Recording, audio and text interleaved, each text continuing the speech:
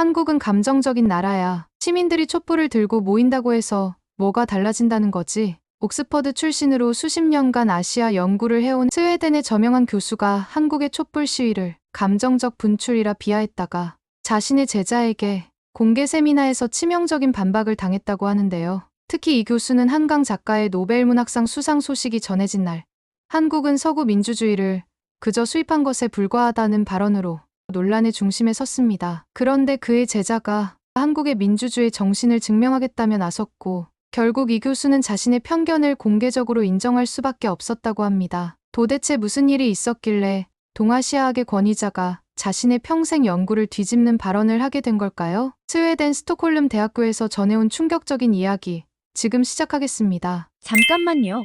1초면 가능한 좋아요 버튼을 눌러주시면 영상 제작에 큰 힘이 됩니다. 저는 스톡홀름 대학교에서 문학을 공부하는 에바 린드베리입니다. 스웨덴 사람들이 흔히 그렇듯 저도 긴 금발 머리에 푸른 눈을 가졌죠. 하지만 제가 좋아하는 책은 전형적인 북유럽 문학과는 거리가 멀었어요. 제 책장에는 한국 작가들의 책이 가득했거든요. 지금 생각해보면 제가 한국 문학에 빠진 것은 우연이 아니었던 것 같아요. 2024년 10월의 어느 날 저는 프레스카티 캠퍼스 도서관에 앉아 있었습니다. 큰 유리창 너머로 스웨덴의 가을 하늘이 눈부시게 파랬어요. 이미 쌀쌀한 날씨였지만 현대적인 유리 건물로 지어진 도서관 안은 따뜻했죠. 저는 한강 작가의 소년이 온다를 읽고 있었는데 그때 제 옆자리에서 누군가 휴대폰을 바라보며 작게 탄성을 질렀어요. 드디어 한강이 노벨 문학상을. 순간 저도 모르게 책을 떨어뜨렸죠. 도서관의 정막을 깨뜨린 건 곧 여기저기서 들려오는 키보드 소리였어요. 모두가 이 놀라운 소식을 검색하고 있었나 봐요. 스웨덴 할리먼은 한강의 작품을 역사적 트라우마에 맞서고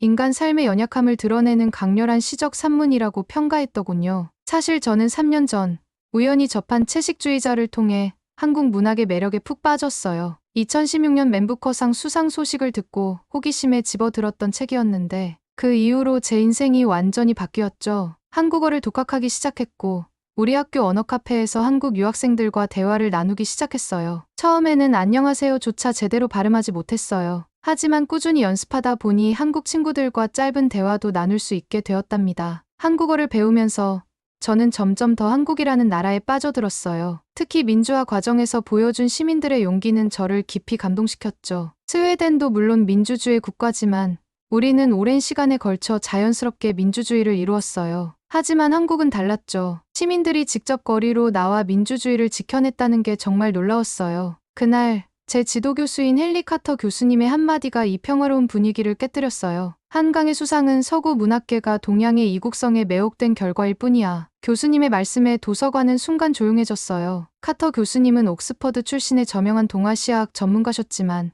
왠지 그의 말에는 편견이 느껴졌죠. 제가 읽던 소년이 온다는 단순한 이국성과는 거리가 멀었거든요. 광주의 아픔을 다룬 이 소설은 인간의 보편적인 고통과 저항정신을 다루고 있었어요. 그때 제 휴대폰이 울렸습니다. 교환학생으로 만났던 한국인 친구 지은이었어요. 지은이는 제가 처음으로 사귄 한국인 친구였는데 지금은 서울로 돌아가 있었죠. 저희는 자주 영상통화를 하면서 서로의 근황을 나누곤 했어요. 에바, 너도 소식 들었지?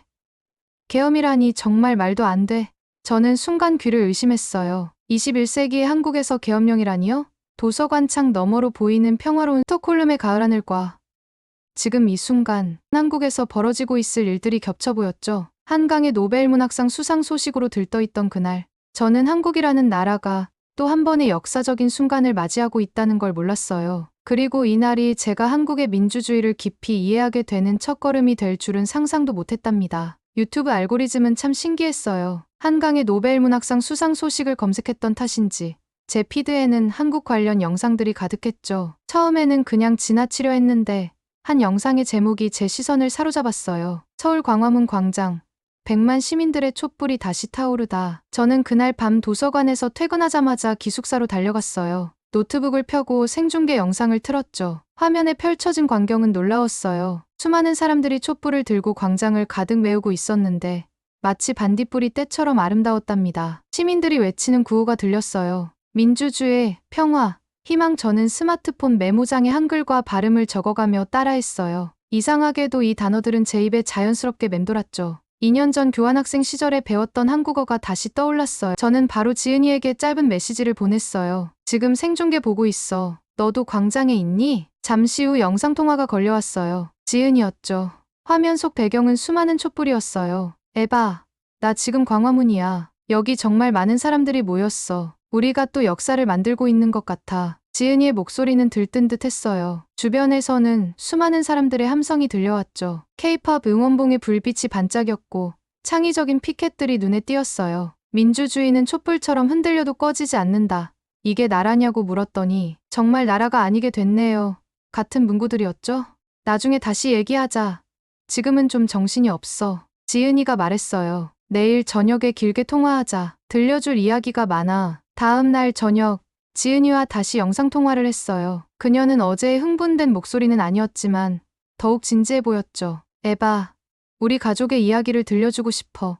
지은이가 말을 꺼냈어요. 사실 우리는 3대째 민주화 운동과 관련이 있어. 지은이는 할아버지의 이야기부터 시작했어요. 1960년 4.19 혁명 당시 지은이 할아버지는 고등학생이셨대요. 지은이가 할아버지에게 직접 들은 이야기들을 하나하나 들려줬죠. 마산에서 한 학생이 희생된 후 전국의 학생들이 거리로 나왔다고 해요. 할아버지도 그때 친구들과 함께 시위에 참여하셨대요. 할아버지는 지금도 그때 이야기를 하실 때면 문시울이 붉어지신데 지은이의 목소리가 조금 떨렸어요. 19살의 용기가 결국 이승만 대통령을 물러나게 했다고. 그래서 우리도 절대 포기하면 안 된다고 하셔. 그리고 지은이는 부모님의 러브스토리 같은 이야기도 들려줬어요. 1987년 6월 항쟁 때 이화여대 학생이었던 어머니와 서울대 학생이었던 아버지가 명동성당 근처 시위 현장에서 처음 만나셨대요. 최루탄이 날아오는 그 험한 상황 속에서 시작된 인연이라고 해요. 지은이는 잠시 말을 멈추고 어제의 사진들을 보내줬어요. 광화문 광장의 질서정연한 시위대,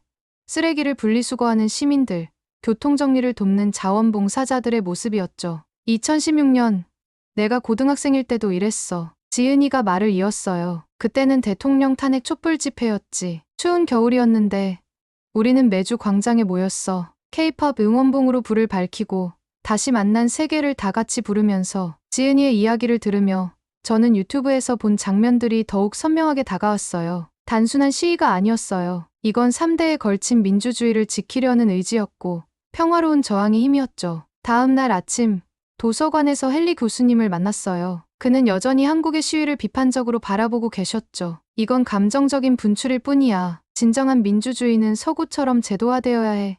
길거리로 나가는 건 후진국적인 발상이지. 하지만 이번에는 달랐어요. 제가 본 것들, 지은이에게 들은 이야기들이 제게 용기를 줬거든요. 교수님, 제가 찾아본 자료들로는 달라 보여요. 한국의 민주주의는 시민들의 성숙한 저항으로 만들어져 왔어요. 4월 혁명부터 지금까지 그들은 폭력 대신 평화를, 분노 대신 연대를 선택해왔잖아요. 교수님은 잠시 침묵하셨어요. 그리고 예상치 못한 제안을 하셨죠. 다음 주 세미나에서 한국 민주주의에 대해 발표해보지 않겠나? 저는 고개를 끄덕였어요. 지은이가 보내준 사진들, 유튜브에서 본 영상들, 그리고 그녀의 가족 이야기가 제 발표에 좋은 자료가 될 거라고 생각했거든요. 매일 밤 유튜브에는 새로운 집회 영상이 올라왔어요. 서울뿐만 아니라 부산, 광주, 대구, 전국 곳곳에서 촛불이 타올랐죠. SNS에는 한국 민주주의를 지지한다. 같은 해시태그가 전 세계로 퍼져나갔어요. 특히 인상 깊었던 건 시민들의 자발적인 질서 유지였어요. 차량 통행을 위해 도로 한켠을 비워두고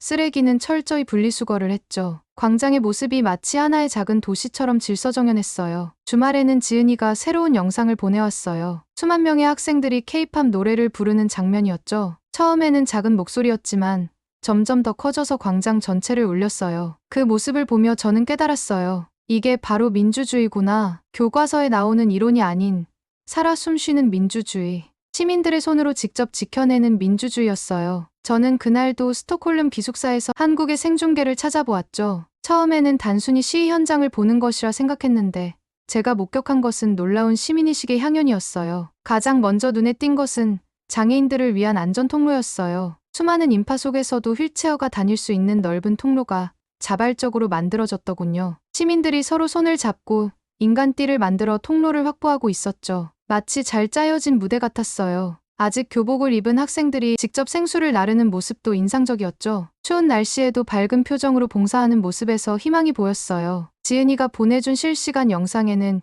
이런 자원봉사자들의 모습이 생생하게 담겨 있었답니다. 시민들의 자발적인 질서 유지도 놀라웠어요. 수십만 명이 모인 광장이었지만 쓰레기 하나 없이 깨끗했죠. 시민들이 직접 분리수거 부스를 만들고 플라스틱, 종이, 일반 쓰레기를 꼼꼼히 나누어 담고 있었어요. 특히 감동적이었던 건 광장 주변 카페들의 이야기예요. 시민들이 미리 커피값을 지불하고 가면 나중에 오는 다른 시민들이 그 커피를 마실 수 있게 하는 거예요. 우리 모두의 힘을 모아요 라는 메시지와 함께 카페 곳곳에 붙어있는 포스트잇이 인상적이었죠. K-팝 노래가 울려 퍼졌을 때가 가장 기억에 남아요. 처음에는 몇 명의 젊은이들이 부르기 시작했는데 점점 더 많은 사람들이 합창에 동참했죠. 지은이가 설명해준 바로는 이 노래는 2016년 이화여대 시위에서 처음 불렸다고 해요. 그때부터 젊은 세대의 저항과 희망을 상징하는 곡이 되었다네요. 노래를 부르는 시민들의 얼굴에는 눈물이 흐르고 있었어요. 하지만 그건 슬픔의 눈물이 아니었죠. 이 노래처럼 서로를 믿고 함께 나아가는 희망의 눈물이었어요. K-팝 응원봉의 불빛이 노래에 맞춰 물결치는 모습은 밤하늘의 별들 같았어요. 실시간 채팅창에는 전 세계 시청자들의 반응이 쏟아졌어요. 이게 바로 진정한 민주주의의 모습이다. 한국 시민들의 성숙함에 감동했다. 같은 댓글들이 계속해서 올라왔죠. 심지어 스웨덴어로 된 응원 메시지도 보였어요. 그날 밤 저는 이게 단순한 시위가 아니라는 걸 깨달았어요. 이건 민주주의의 축제였고 시민의식의 승리였어요. 촛불은 흔들렸지만 그들의 마음속 민주주의는 결코 흔들리지 않았답니다. 스톡홀름 대학 세미나실은 그날따라 무거웠어요. 저는 한국 민주주의의 새로운 길 제도와 시민의 조화라는 제목으로 발표를 시작했죠. 청중들 앞에서 떨리는 목소리를 진정시키며 제가 그동안 연구한 내용을 천천히 풀어나갔어요. 먼저 서구 민주주의의 발전 과정과 한국 민주주의의 특징을 비교했어요. 헨리 교수님이 강조하시던 개인주의, 법치주의, 대민주주의, 권력 분립의 중요성은 인정하면서도 한국만의 독특한 발전 과정이 있었음을 설명했죠. 실시간으로 촬영된 촛불 집회 영상을 보여드렸어요. 시민들이 자발적으로 질서를 유지하고 서로를 배려하며 평화로운 방식으로 의견을 표현하는 모습들이었죠.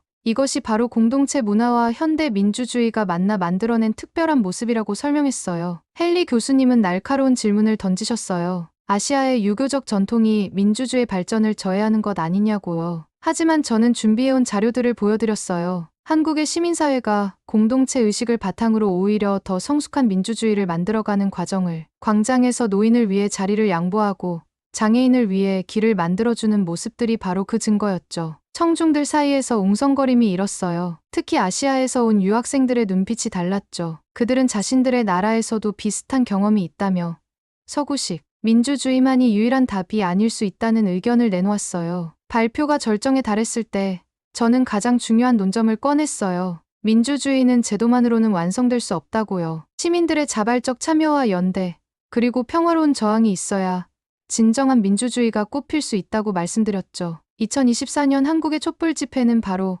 그런 의미에서 새로운 민주주의의 가능성을 보여준다고 설명했어요. 시민들은 단순히 저항하는 것이 아니라 토론하고 수개하며 더 나은 민주주의를 만들어가고 있다고요. 헨리 교수님의 표정이 조금씩 변해갔어요. 특히 제가 보여준 데이터에 주목하셨죠. 한국의 민주주의가 얼마나 빠르게 성장했는지, 시민 참여가 어떻게 사회적 자본을 형성했는지를 보여주는 자료들이었어요. 세미나가 끝날 무렵 교수님은 뜻밖의 말씀을 하셨어요. 서구 중심적 시각으로는 보지 못했던 새로운 가능성을 보았다고요. 민주주의의 다양성, 그리고 각 사회의 문화적 맥락을 고려해야 한다는 점을 인정하셨죠. 그날 밤, 저는 지은이에게 긴 이메일을 썼어요. 서구의 한 작은 세미나실에서 한국 민주주의의 가치가 새롭게 조명받았다고요. 그리고 그들의 촛불이 여기 스톡홀름에서도 밝게 빛나고 있다고 전했답니다. 세미나가 끝난 후 예상치 못한 일이 벌어졌어요. 다른 학과의 교수님들이 찾아오셔서 추가 세미나를 제안하셨죠. 특히 정치학과와 사회학과에서 한국의 시민운동이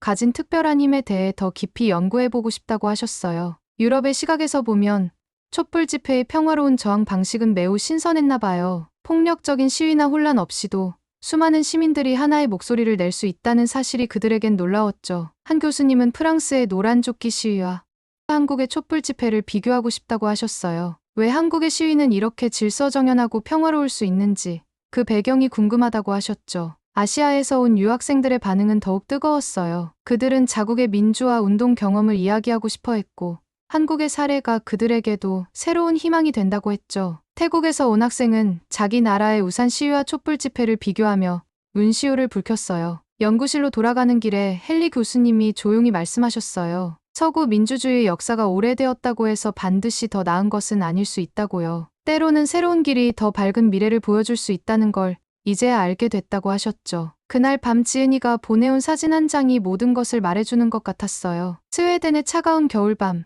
저도 창가에 작은 촛불을 켰어요. 서울과 스톡홀름의 시간은 달랐지만 그 불빛만은 같았죠. 민주주의를 향한 희망의 빛이었으니까요. 다음 날 학교 신문사에서 인터뷰 요청이 왔어요. 한국 민주주의의 새로운 가능성에 대해 더 많은 사람들이 알고 싶어 했죠. 저는 이제 막 시작된 이 일들이 앞으로 어떻게 이어질지 궁금해졌답니다. 학교 신문사와의 인터뷰는 예상보다 길어졌어요. 기자는 특히 한국의 촛불 집회가 가진 문화적 특징에 관심이 많았죠. K-팝 응원봉을 시위 도구로 활용하는 창의성이라든가 질서정연한 행진과 청소, 서로를 배려하는 시민의식까지. 인터뷰가 나간 후 캠퍼스 분위기가 조금씩 달라지는 걸 느꼈어요. 동아시아학과 학생들은 물론이고 다른 학과 학생들도 한국의 민주주의에 대해 토론하기 시작했죠. 도서관에서는 한국의 민주화 운동 관련 책들이 대출 예약으로 가득 찼다고 해요. 헨리 교수님은 이제 매주 저와 티타임을 가지며 한국의 상황에 대해 이야기를 나눴어요. 그의 서구 중심적인 시각이 조금씩 변화하는 걸 느낄 수 있었죠. 특히 시민들의 자발적인 질서 유지와 평화로운 저항 방식에 깊은 감명을 받은 것 같았어요. 한 달이 지난 어느 날 교수님이 뜻밖의 제안을 하셨어요. 다음 학기에 현대 민주주의의 새로운 흐름 한국 사례를 중심으로라는 특별 강좌를 개설하자고요. 제가 공동 연구자로 참여해달라는 부탁도 잊지 않으셨죠. 그날 밤 지은이가 보내온 영상을 보며 생각했어요. 촛불은 여전히 광장을 밝히고 있었고 시민들의 목소리는 더욱 단단해져 있었죠. 그들의 투쟁이 이제는 민주주의의 새로운 교과서가 되어가고 있다는 걸 느꼈답니다. 스톡홀름의 겨울밤은 여전히 춥고 어두웠지만 제 마음속에는 따뜻한 촛불이 타오르고 있었어요. 그리고 그 불빛은 앞으로도 계속해서 더 밝게 빛날 것 같았답니다. 요즘 제 책상 위에는 한국어 교재와 신문 기사들이 가득해요. 6개월 전만 해도 한글을 겨우 읽을 수 있었는데 이제는 매일 아침 한국 뉴스를 읽는 게 일상이 되었죠. 한국 언응력 시험 중급을 준비하면서 지은이와 매일 영상통화로 회화 연습도 하고 있어요. 특히 뿌듯한 건 촛불 집회 현장의 구호들을 이해할 수 있게 된 거예요. 비상계엄 철회하라, 민주주의를 수호하자 같은 구호들을 직접 읽을 수 있게 되니 광장의 함성이 더 가깝게 느껴지더라고요. 지은이가 보내주는 현장 영상 속 피켓들도 하나하나 읽어보며 시민들의 마음을 더 깊이 이해하게 됐죠. 헨리 교수님의 연구실에도 변화가 찾아왔어요. 책상 위에 항상 놓여있던 서구 민주주의 이론서들 옆에 한국의 민주화, 운동 관련 서적들이 하나둘 늘어났죠. 아시아 민주주의의 재발견이라는 새 프로젝트를 시작하신 교수님은 특히 한국의 시민운동에 깊은 관심을 보이셨어요. 에바, 자네 덕분에 30년 동안의 편견을 깨닫게 되었네. 교수님이 어느 날 고백하듯 말씀하셨어요. 자네 말대로 한국의 민주주의는 서구식 잣대로는 설명할 수 없는 특별한 것이더군. 시민들의 자발적인 참여와 성숙한 질서, 그리고 평화로운 저항의 힘. 이건 우리가 새롭게 주목해야 할 민주주의의 한 형태일세. 교수님은 다음 학기부터 현대 아시아의 민주주의 운동이라는 새로운 강의를 개설하기로 하셨어요. 한국의 촛불 집회를 중심 사례로 다루겠다고 하셨죠. 감정적 분출이라고 폄하하던 예전의 모습은 찾아볼 수 없었어요. 매일 밤 저도 창가에 촛불을 켜요. 창 너머로 보이는 스톡홀름의 어두운 하늘을 바라보며 서울의 촛불들을 생각해요. 한국의 민주주의가 다시 한번 승리하기를, 그 위대한 시민들의 염원이 이루어지기를 간절히 바라면서요. 이제는 저도 이해해요. 왜 지은이의 할아버지가 19살의 나이에 거리로 나섰는지, 왜 그녀의 부모님이 최루탄 속에서도 희망을 놓지 않았는지, 그리고 왜 지금도 시민들이 광장으로 나가는지를. 한국의 촛불은 반드시 승리할 거예요. 한국 민주주의는 늘 그랬던 것처럼 이번에도 다시 한번 역사를 새로 쓸 테니까요. 오늘은 스웨덴의 한 유학생이 한국 민주주의의 가치를 세계에 알리게 된 특별한 이야기를 들어보았습니다. 한국의 촛불 집회가 보여준 성숙한 시민의식과 평화로운 저항 방식은 전 세계에 새로운 민주주의의 가능성을 보여주었습니다. 질서 정연한 시위 문화, 자발적인 시민 참여, 그리고 끈질긴 민주주의에 대한 열망까지. 이런 모습들이 서구학자들의 고정관념을 깨뜨리고 한국만의 독특한 민주주의 발전 모델로 인정받게 된 것이죠. 한국 민주주의의 미래는 어떤 방향으로 나아가야 할지 여러분의 생각을 댓글로 남겨주세요. 감동뭉클에서는 여러분의 소중한 마음을 모아 사연 주인공들에게 전해드리고 있습니다. 여러분 주변에 감동적이거나 재미있는 실제 사연들을 제보받고 있으니 언제든 저희 공식 메일로 제보해주세요. 오늘 들려드린 사연에 공감하셨다면 구독과 좋아요 눌러주시고 주변 분들과도 공유해주세요. 여러분의 작은 관심과 응원이 더욱 좋은 콘텐츠를 만드는데 큰 힘이 됩니다. 오늘도 여러분의 하루의 작은 즐거움이라도 되었기를 바라며 지금까지 감동뭉클이었습니다. 끝까지 시청해주셔서 감사합니다. 다음에 더 감동적인 사연으로 찾아뵙겠습니다.